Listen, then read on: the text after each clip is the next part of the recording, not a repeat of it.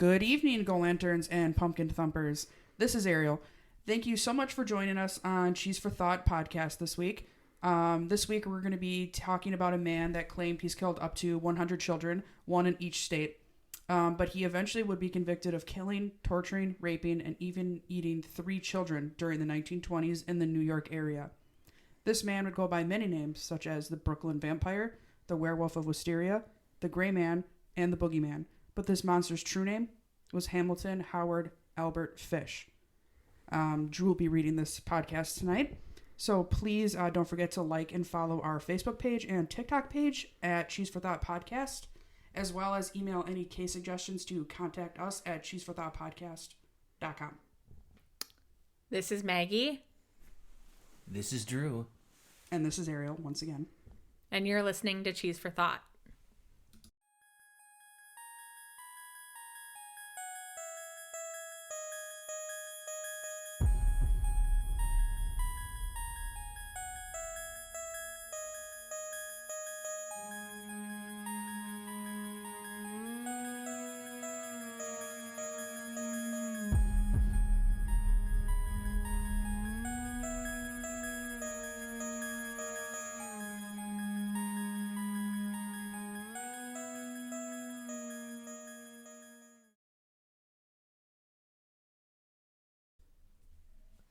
What's up, y'all? It's Drew. I'm going to take the reins on this one. So, Hamilton Howard Albert Fish was born on May 19, 1870 in Washington, D.C., named after Hamilton Fish, a distant relative. His father, Randall Fish, which was 43 years older than his mother, Ellen Fish. Holy. That's a big That's age a big gap. age gap, That's yeah. a very big gap. We'll touch that later. Yeah. When I looked up, I was like, holy crap, that's really, really long gap. I knew Tony, my childhood friend, his parents were like 20 years apart. Yeah, but 43, that's like a 43, whole lifetime. Yeah, fucking that's crazy. nuts. Randleton Fish, his father, was a riverboat captain, but by 1870, he had switched jobs to a fertilizer manufacturer. He kind of bounced all over, but his dad unfortunately died of a heart attack at the 6th Street station of the Pennsylvania Railroad in 1875 in Washington, D.C. He was 75 years old when he died. Like, he jumped from job to job. Like, he didn't hold a job very long, it said. So he was only 5 when his dad died? I have it here. He wasn't very old. I get into that later. Oh, okay. I think I say it later. But so Albert Fish was the youngest child, and he had 3 living siblings: Walter, Annie, and Edward. As a child, Albert was cursed by mental illness, and a lot of his family members is the same. His family had a long history of mental health. His uncle was diagnosed with mania. His brother was sent to the state mental institution. His sister was diagnosed with a mental affiliation. And then his mother even had like visual hallucinations. Like, the whole family was just cursed. Oh, wow. By mental illnesses. Doomed from the start. Yeah. You name it, they got it. Yeah. Yeah, lots of mental problems. So after the passing of his father, Randall, his mother put him and his 3 children, him and his 3 siblings in an orphanage. So they went wow. Yeah, she mentally, it said mentally was unstable, and then like didn't have the resources. Like, there was no money coming in. Okay. Yeah. That's unfortunate. Yeah. What a hard thing to do, too. You know, after you lose your husband, you have to give up your 3 children. Yeah. I couldn't even imagine being in her shoes. Yeah, so when Albert was in like the orphanage, that's when a bunch of kind of crazy stuff started happening in his life, even though dealing with the mental illnesses. But that's where he accumulated the passion for pain. The caretakers at the orphanage regularly beat the children and even encouraged the children to hurt each other. Oh, wow. While the other, yeah. I don't like that. Yeah. While the other children lived in fear of painful punishment, Albert would disclose that he liked them, that the beatings would often give him erections. That's an So he's a issue. sadist. Yeah. That's an Interesting. issue for Okay. sure. which the other orphanage would tease him. Boys were, and during an interview of him later in his life, he said boys were unmercifully whipped, and he saw many boys doing things that they should have not been doing. He came to enjoy the association with pain and pleasure, which would later slide into sexual gratification. Oh boy, So, this like, is not good. Yeah, and he was like yeah. young, like 7, 8, 9. He was like already experiencing this stuff. Yikes. Yeah. Yeah. But in 1879, his mother got a government job and was able to remove him from the orphanage and care for him again. But it was too late. The damage had been done. His horrible experiences at the orphanage affected him beyond fixing. Albert now only continued to administrate his own beatings for sexual satisfaction. It would turn into obsession with sexual mutilation. Oh God. He would regularly embed needles into his groin and abdomen, as well as like whip himself with a nail-studded paddle Oh my God. that like he created himself. Yeah, like this dude was, he had a lot of problems. Let's say it that Like, way. what would make your mind think to even do that? I don't know. I don't know if it was like the passing of his father so young that like he just didn't know how to accept it. But I mean, Like, who would think to nail nails into? yeah, put needles Yeah. into his groin. Oh, like even like making that paddle with the nails. Like, who would think to do that? Yeah, And to themselves, nonetheless. yeah. And I feel like there's no bouncing back from this. I think he's just gonna keep getting worse. Oh, 'cause for he keeps sure. feeding into Yeah. his problems here. So We know what's about to come. Not going to Yeah. be good. That's all. I mean, Yeah. I don't know exactly, but I know it's not going to be good. Yeah. So by 1882, at the age of 12, Albert started a homosexual relationship with a telegraph boy. The young relationship introduced him into such practices of drinking his urine and consuming of his own feces. Gross. At 12. This is like just when you think it can't This get sounds worse, like it torture. does. Like Yeah. someone else Yeah. is torturing. Yeah. But he's doing it to himself. That's Yeah. very odd. Yeah, at 12. Like, at 12, I was like... I was playing with Barbies still. Yeah, My God. I was not I don't know thinking what I about- was doing. Probably annoying my parents, but But at 12, I wasn't thinking anything sexual. no, me neither. I wonder if something had happened to him.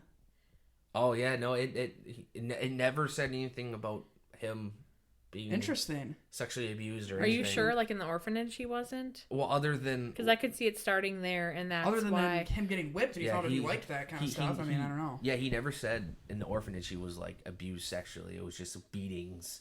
And that's where he discovered, like, he liked pain, and it, like... And it just aroused him. escalated. Some Yeah. people Nuts. don't like talking about that stuff and admitting like stuff happened to them though.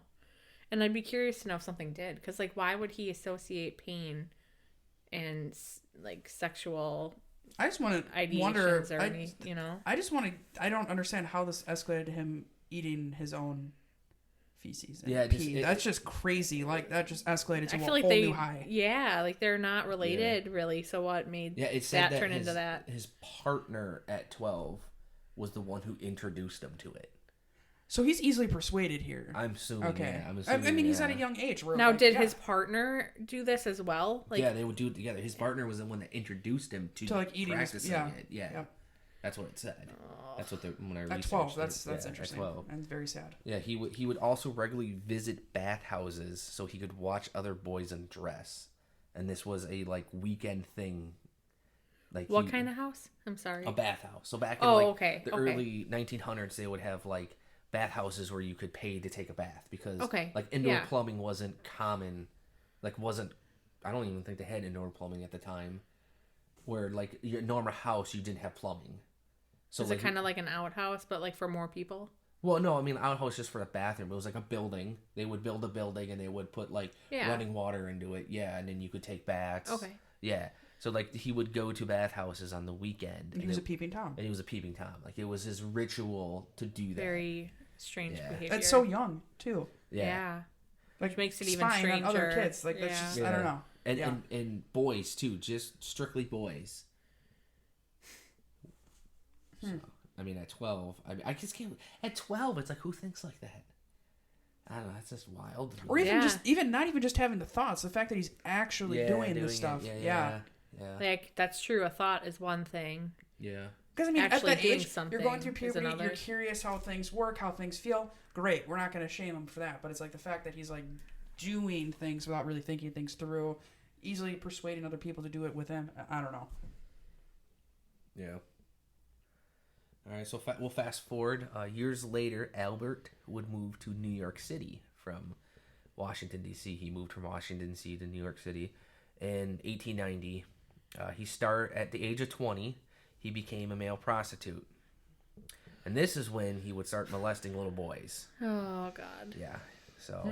This is going to suck. I hope I don't cry. Yeah. He would lure them from their homes, rape and torture them. Sometimes he would use like a homemade nail-studded paddle like he would use on himself, and then use that to torture them with, and he said it was his favorite weapon of choice to conduct the torture. During this time of all the horrible carnage of crimes he was committing, his mother arranged a marriage for him to a woman named Anna Mary Hoffman. So she arranged a marriage for him to get married. Why? What purpose did this serve her? I don't know. I'm just going to assume that she did not like the fact that her son was maybe perhaps gay. Yeah. And did they arrange marriage thing to force him out of it? I don't know. It just said that. Or maybe she didn't even know about the stuff he was doing. I don't know. Yeah, maybe. I would like to think she didn't know this was happening. I know she would have sought help for him. Because I know arranged marriages were common back then. It was starting to die out. Right. But it was a power and money thing too. Yeah. And they had 6 children together. Him and his wife. Him and his wife. Yeah, him and Anna. Oh, God, these poor kids. Albert Jr. I'm scared. Anna, Gertrude, Eugene, John, and Henry. But luckily, he claims he never sexually or physically abused any of his own children. Do they also say the same thing? They never got word from them. I'm sure once the children found out what his father did, they lost all ties with the family. Oh, yeah, I'm sure. And probably changed their name and everything. I would. Yeah. So during the years of him being married, in 1898, he started working as a house painter. This is when the raping of children became out of hand for him. But he would start to focus strictly on young boys of the age of 6 and under. Yeah. Nope. During this time, he became infatuated with the idea of castration, which castration is cutting off the male genitalia. Like, it just consumed him. I don't like this at all. He would fixate on tying up boys and slowly cutting off their penises. The sick infatuation would come to play one day with his secret lover, Thomas Keaton, who later on he would come to say that he was like mentally challenged. His lover. Is this the one that was eating poop and no? pee? This is years later when he's in his 20s. Okay, so Albert's this is years later when he's in his 20s. He's married during this too. Okay. He's a secret lover. So in 1910, while working in a house, that's when he met the Thomas Keaton. They began to have a sodomistic relationship. Also, it was hard to believe much that Keaton consented to it. Okay. So he took advantage. Yeah, he took advantage of him. Yeah. Okay. Yeah, because he was mentally, That's sad. Yeah. That's a whole different level of disturbing. Yeah. So only 10 days in after their initial meeting, Albert lured Keaton to an abandoned farmhouse under the impression of assignment for work. So like they had a job to go paint a house. Mm-hmm. When Keaton arrived, however, he found himself locked inside. Albert had locked him inside somehow. And for 2 weeks, Albert tortured Keaton, mutilating his body and cutting off half of his penis.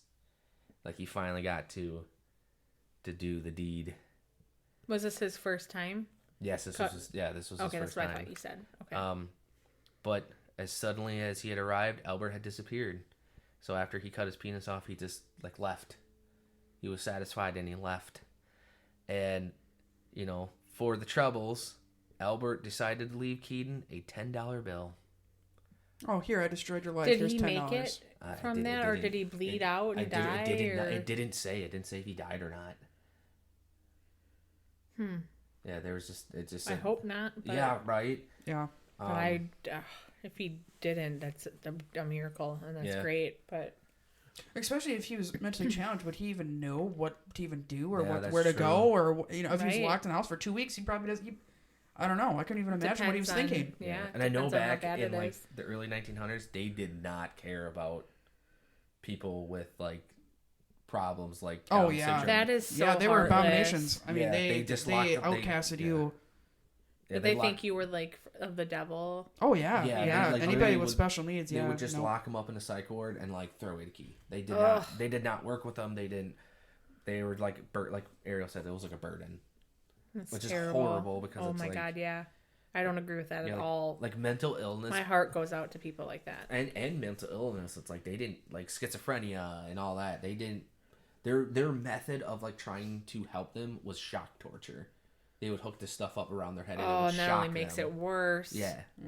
So, but you know, finally in 1917, Anna would finally leave Albert for another man named John Strebe, a handyman who they boarded with the Fish family. So like that means like he would stay with them. He lived with them. Right. Yeah. The reason she left was due to mental illness, like severe mental illness in Albert. Like she just couldn't handle it anymore. I guess he was just like crazy. He was going crazy. But after the rejection and leaving of his wife, Albert began to hear voices. Like he went even more crazy. For example, he once wrapped himself up in a carpet, explaining that John the Apostle told him to do so.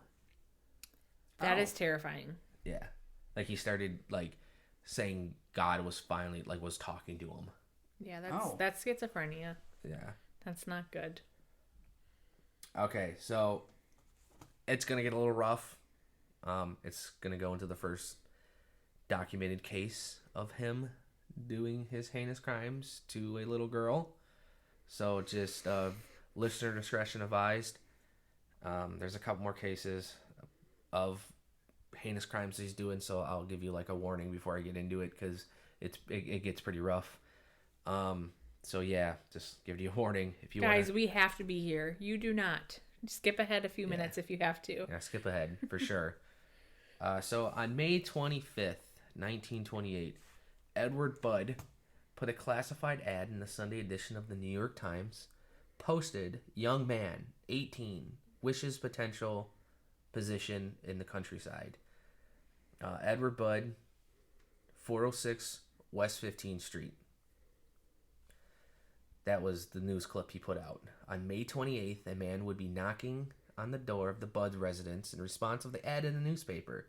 And long and behold, to respond to the ad was the one and only 15-year-old Albert Fish. So what did he want? Somebody to live with him? No, so this man named Edward Budd put an ad in the newspaper as to be like a handyman for someone. Oh, okay. I got looking for work. Okay, I got Edward and Albert confused. Yeah, sorry. I apologize. Yeah, the names get kind of confusing because they kind of go all over the place. But Edward Budd would put a ad in a newspaper to get He hired. was looking for he work. was looking for Got work it. for someone Okay. to hire him I apologize. as a handyman.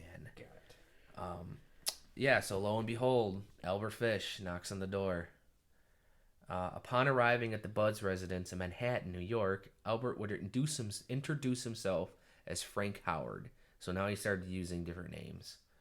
A farmer from Frigmindale, New York. That's when Albert Fish would be introduced to Edwin's younger sister, 10-year-old Grace. Albert promised to hire Edward and said he would send for him in a few days. So send someone out to fetch him, to bring him back to Albert's house. Right. Yeah. On a second visit, he agreed to permanently hire Edward, then creepily convinced the parents, Delilah and Albert Budd the first, to let Grace the 10-year-old daughter to accompany him to a birthday party that evening at his sister's house. Albert would leave with Grace that day, and for her, she would never return home. How long did they know each other? This is the second time they've met. This is the second time they have talked to Albert, and they let him take a 10-year-old to a birthday party. That is a huge red flag. Yeah. I wouldn't trust people I've known for years to take my kid. Yeah, when I read that, I was just like, what? I would never. That's very concerning. Yeah. Also goes to show how easily persuadable he is and manipulative. Yeah, for real. That he's able to gain people's trust that quickly, that the fact that they felt comfortable enough with him taking her. Yeah. That's crazy to me. I can't get past that. I can't either. Yeah. I'm still like just sitting here like stunned. No, not a chance in hell are you taking my kid. There's like 3 people and like you can go to that birthday party alone. Yeah. You sick fuck. Yeah. No. I don't know. Stay away from my kid. So 7 years passed with no closure to the family of missing Grace Budd until an anonymous letter was sent to the mother of Grace Budd in November of 1934, which would lead police to finally capturing Albert Fish. This is where it gets rough. So just another warning. This is the exact letter, like word for word. So this is the second victim? No, this is still the first? This is the little girl, yes. Okay, so he wrote a letter to so he wrote the letter to the mother. Oh, this fucking guy, I swear. Yeah, so he wrote a letter, and it's word for word, and there's a lot of there's a lot of banter, but towards the end okay. So this is the actual word. Dear Miss Budd, in 1894, a friend of mine shipped as a deckhand on the steam Tacoma, Captain John Davis. They sailed from San Francisco from Hong Kong, China. On arriving there, he and 2 others would ashore and get drunk. When they returned to the boat, was gone. At time, there was a famine in China. Meat of any kind was from $1 to $3 per pound. So great was the suffering among the very poor that all children under 12 were sold for food in order to keep others from starving.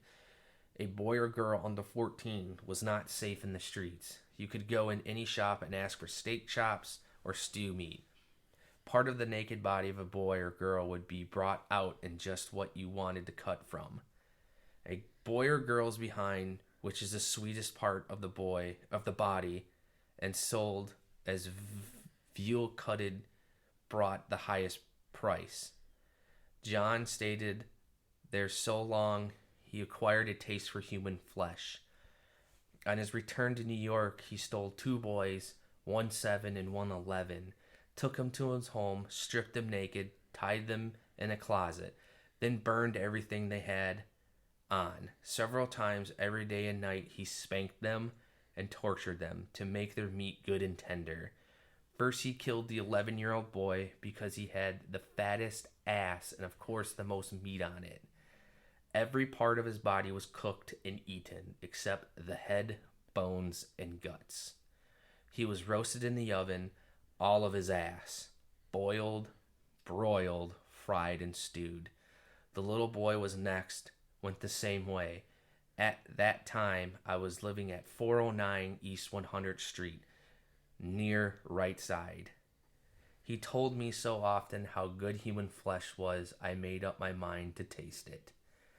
On Saturday, June 3rd, 1928, I called you at 406 West 15th Street, brought you pot cheese and strawberries. We had lunch. Grace sat in my lap and kissed me. I made up my mind to eat her. This is the little girl he's talking about now, the little Grace. On the presence of taking her to a party, you said she could go. I took her to an empty house in Westchester I had already picked out. When we got there, I told her to remain outside. She picked wildflowers. I went upstairs and stripped my clothes off. I knew if I did not, I would get her blood on them. When all was ready, I went to the window and called her. Then I hid in the closet until she was in the room. When she saw me all naked, she began to cry and tried to run down the stairs.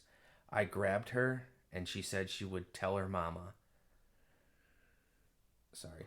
First, I stripped her naked. How did she kick, bite, and scratch? I choked her to death, then cut her into small pieces so I could take my meat to my rooms. Cooked and ate her. How sweet and tender her little ass was roasted in the oven. It took me 9 days to eat her entire body. I did not fuck her, though.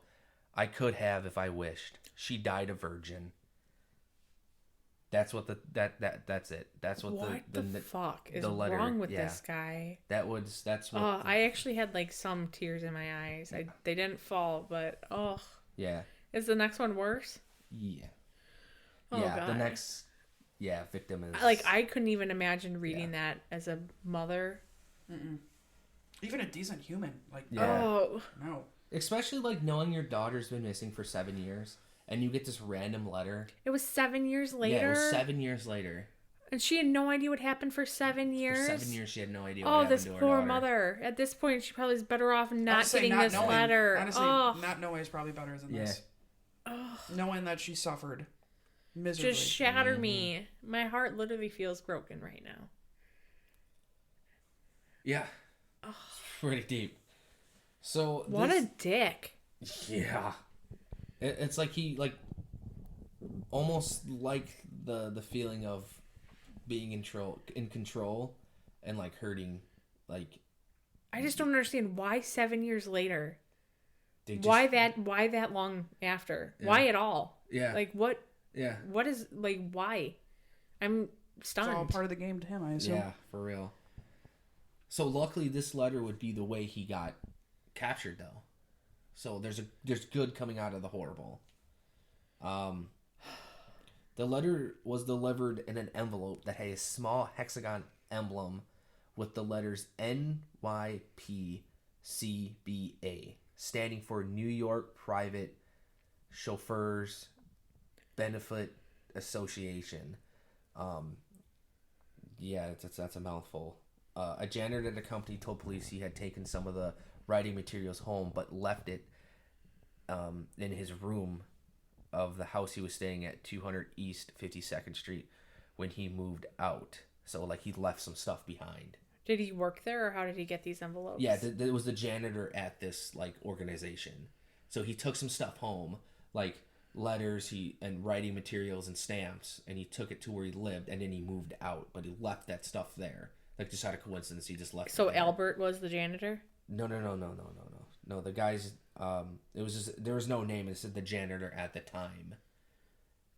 Okay, so I'm assuming we're going to find more. This leads to something else you're saying next. Yeah. Okay. Yeah. So the janitor brought, stuff home to write letters with. Okay. He took from the company he worked at and left it there when he moved out. He just forgot it and left it.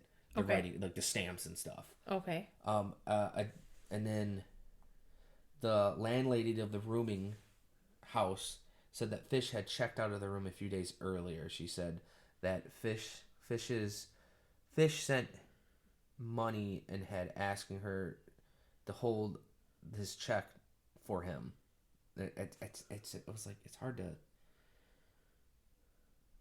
which would leave investigators, like, they found out where he was. So, like, Albert Fish used the stuff he found in his room that was left over from the janitor that had moved out, to write letters. That's how he sent the letter. Okay, so the janitor lived in this house. Albert Fish got the stationery or envelopes that was left behind. He wrote the letter on this stuff that was left behind. Yeah. Got it. I'm following you. Yeah, and that's how they found. And then they went to this. They figured out. I don't know how the fuck. William F. King led investigators walked outside the room until Fish returned. So like they went there, and because they found out where he lived off the envelope, because it was marked on the address. So what do you think they? So do you think they saw the company's name, and they went to the company maybe? And then they found out this guy worked there that used to live where Albert lived. And he's like, yeah, I used to live here, and maybe I left some behind. Yeah, that's probably what happened. Yeah, they didn't explain it real well because it had so fucking That would long make sense. ago. The only reason I'm like putting it together is because of the Tylenol case. Yeah, but yeah. That's what I'm assuming happened. It's funny too with the stationary thing made me think of the Tylenol Yeah, thing too. very odd that they link So in that's a way. how. Yeah. Okay. Give me a second. I lost my place. I did this last week too. Yeah. It's so easy to do. Yeah, Don't worry, this will be next week. So when they got there, he agreed to go to the cop shop for questioning. Right, because he's innocent. I would too. Yeah, and he made no attempt to deny like anything about the Grace murders when they started questioning him. He just like came out and said, like, yeah, it was me. Albert, so he just flat out he just admitted like it now. he just like flat out. I mean, there's no point in denying it now. He probably knew Like he was caught at this point. Yeah, he didn't argue with them once they started questioning about the stuff. Well, I'm happy he didn't. Yeah, he just that. he just flat out came like, yeah, it was me. Good. Yeah. He shouldn't be like, I didn't do anything. And Yeah, right.'t in line? Yeah, quit dicking us around the bush. Just come on, just be honest. So the trial of Albert Fish for premeditated murder of Grace Budd began on Monday, March 11th, 1935, in White Plains, New York, with Frederick P. Close as the judge and Chief Assistant Directed Attorney Albert F. Glegenheimer. Lots of Alberts. Yeah, it was crazy. And that's when I was reading that. I was like, geez, there's so many Alberts during this time. Most popular baby. It's like the Mary with in my case. As attorney.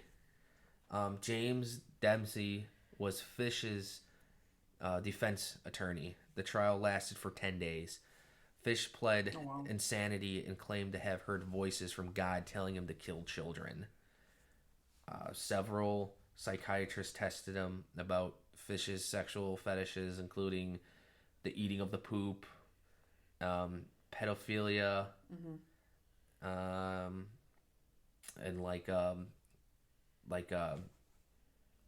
he would hurt himself. I don't know. Oh, the mutilation? Yeah, the mutilation, Yeah. self-mutilation. Mm-hmm. But there was disagreement as whether these activities meant he was insane. So they were uncertain if it actually made him insane or not. I'm going to say no. Yeah. So the defendant's chief expert witness... You just have weird fetishes? Yeah, right?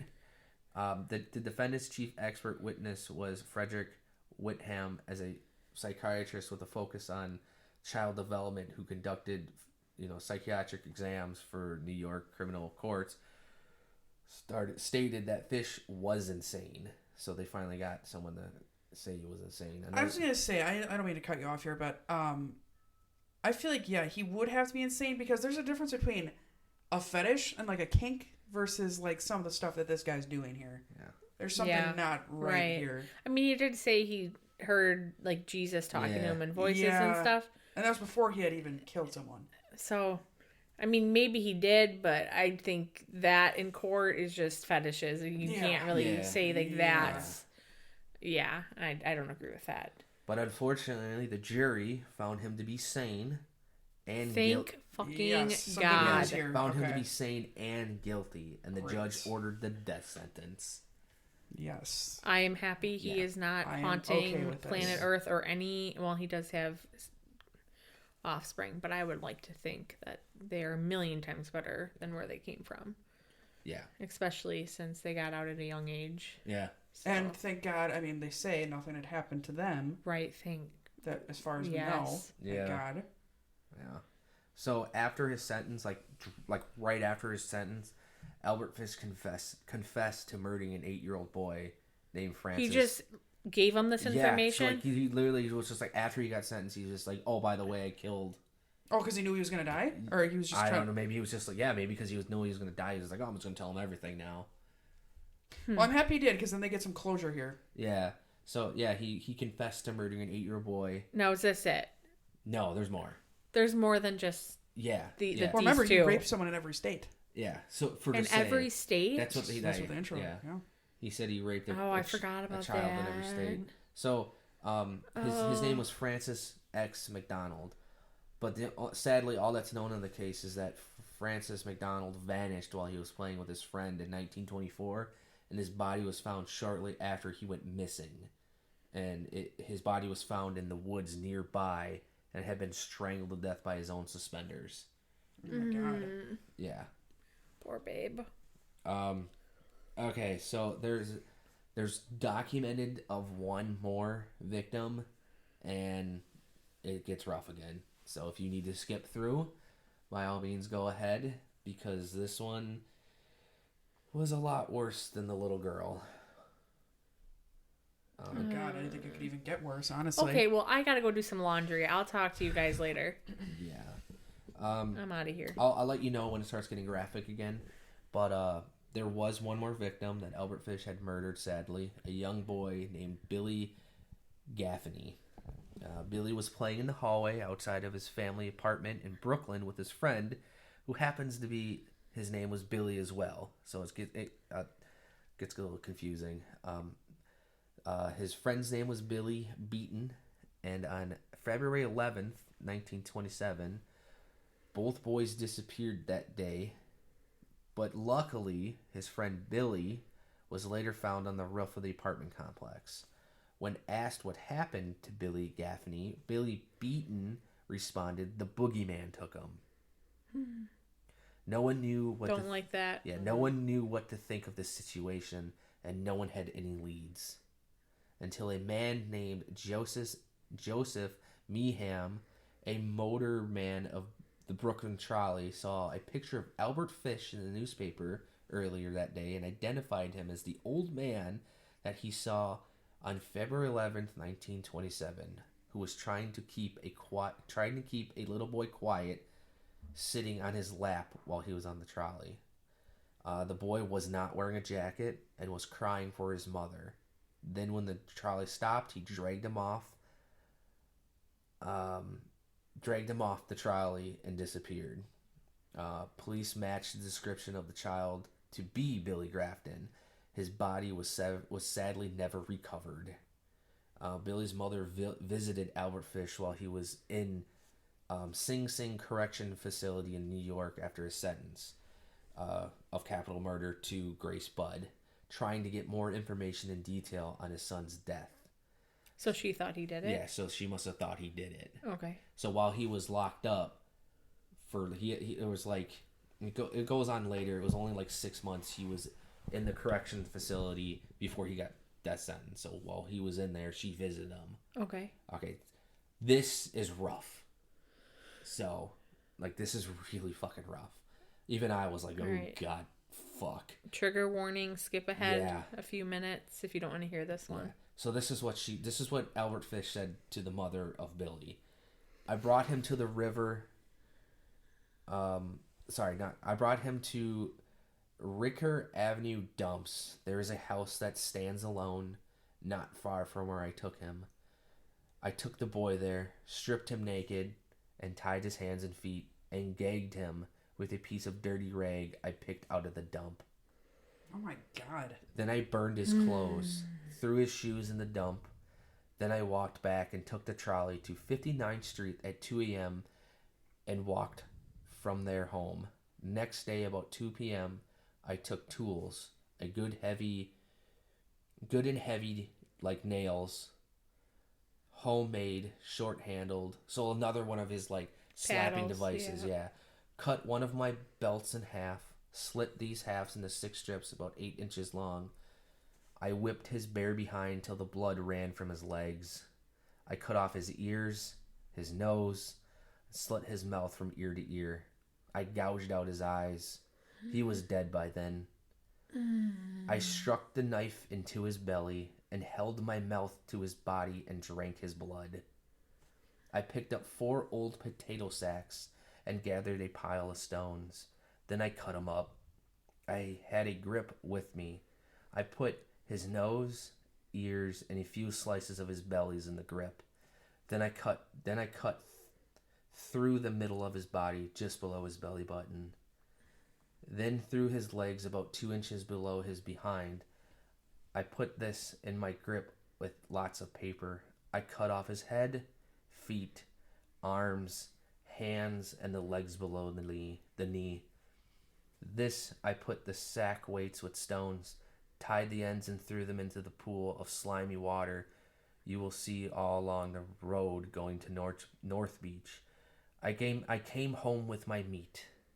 I had the front of his body I liked best. His monkey and peewees, his wiener and balls, and a nice little fat behind the roast in the oven and eat. I made a stew out of his ears, nose, and pieces of his face and belly.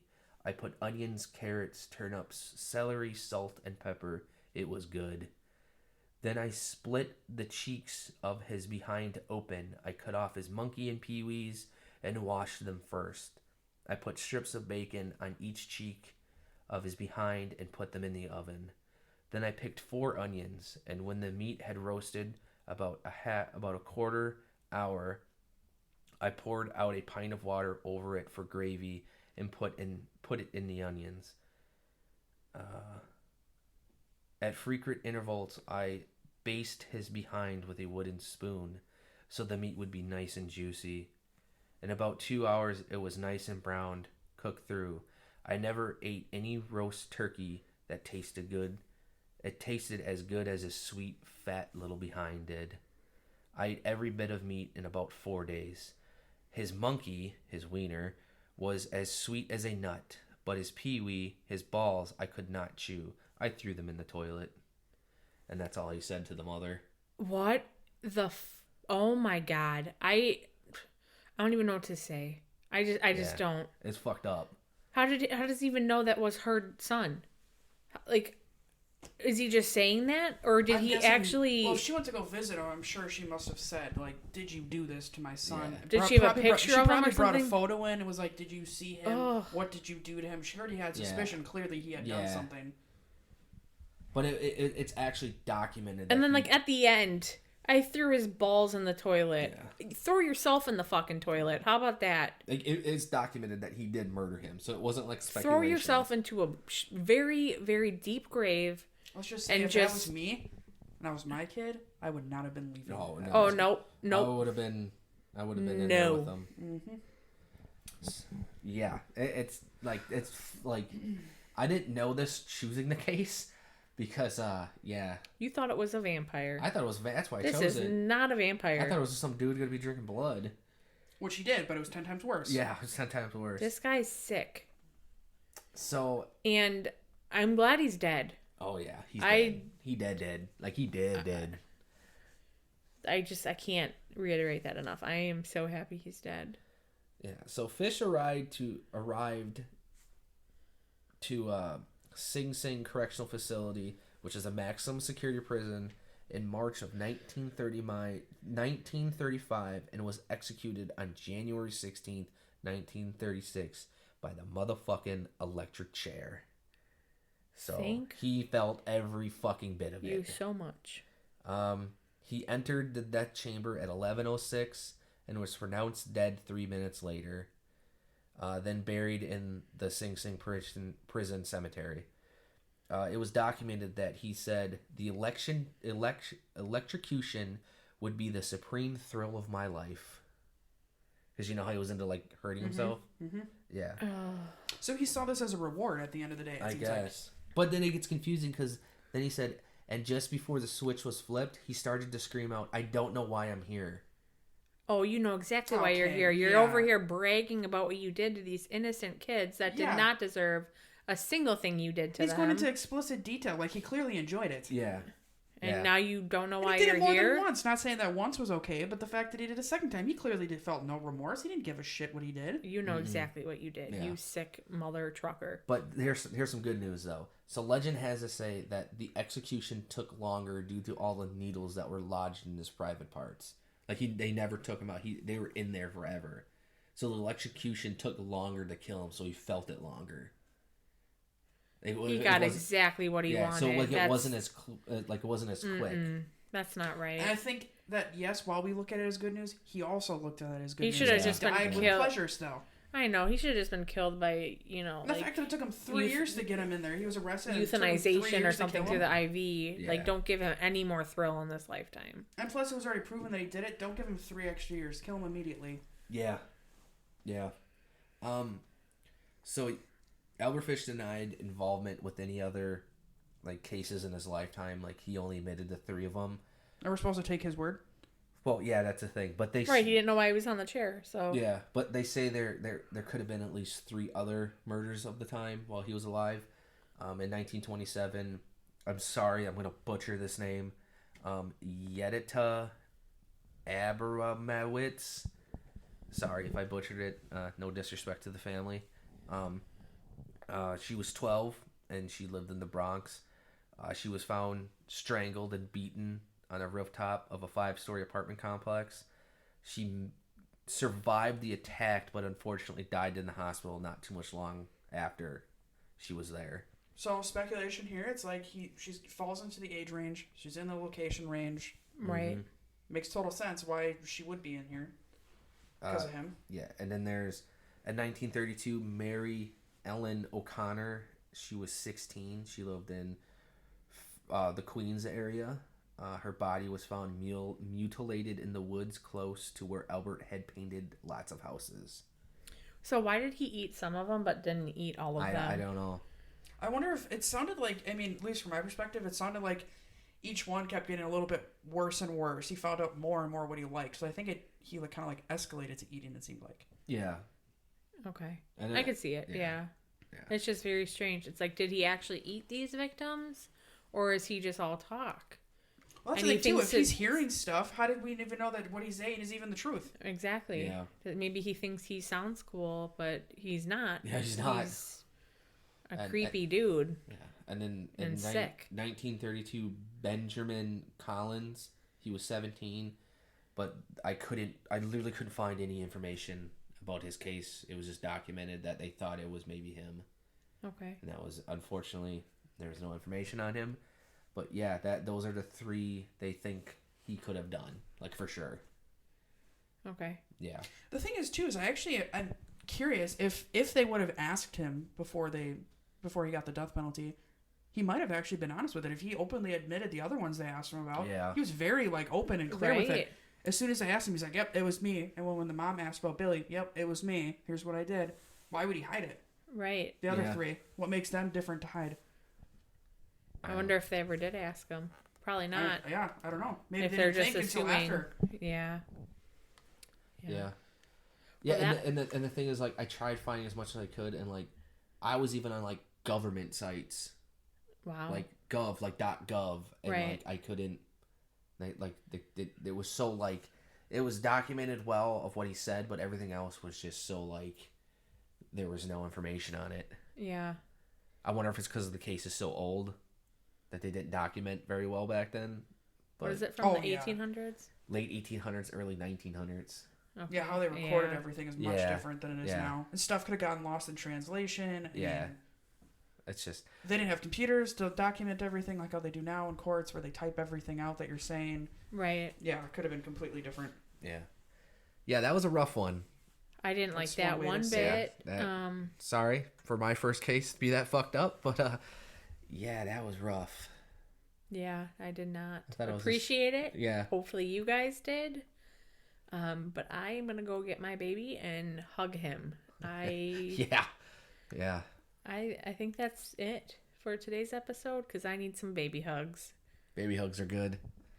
I need to go drink. Yeah. What? I again, it's like with every serial killer. I don't know what in your mind makes you want to do those type of things. To be that fucked up in the head. I don't know. I don't have a single one of these thoughts in my brain at any given time, or nor have I ever, or nor will I. I do want to say that my heart really does go out to all the families of those kids that Oh died. yeah, for sure. 100%. And for his own kids, too, to find out that your dad is someone like that. I can't even imagine how they feel. And if he has grandkids that are alive today, which I'm sure Yeah. he has great-grandkids alive at this point. I hope they were shielded from that. I can't even imagine what they're thinking or what they're going through. Or it's just, wow.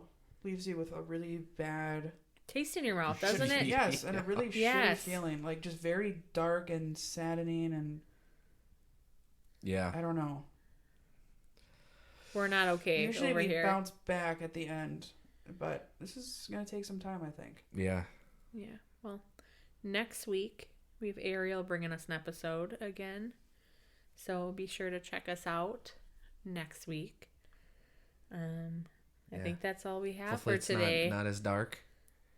That's dark. It's dark, yeah. I mean, it is about murder. Murder is dark. Yeah. So we have a week to cheer ourselves up, just to be brought right back down and crushed. You're welcome. Great. All right. Well, I think that's the end for today, right? All right, you goofy goobers. Stay cool. Stay cool. We're signing out. All right, ghoulies. Bye. Bye. Bye.